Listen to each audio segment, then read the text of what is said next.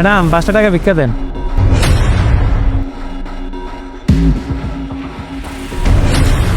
এক রাতের জন্য 1,00,000 টাকা? আরে বাবু, তুমি এখানে দাঁড়াই রয়েছো কেন?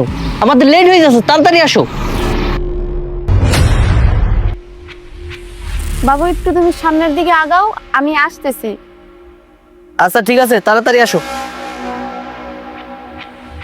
এই ফকিরের বাচ্চা, তুই এটা আমাকে কি দেখালি? এক রাতের জন্য 1,00,000 টাকা মানে? ম্যাডাম, আপনি আমাকে ভুল বুঝবেন না। বিশ্বাস করেন ম্যাডাম, আমি এই কাজটা ইচ্ছা করে করিনি। আমি শুধু আপনাকে দাঁড় করে একটা কথা বলার জন্য এই কাজটা করছি ম্যাডাম। একটা কথা বলার জন্য মানে তুই কি বোঝাতে চাস?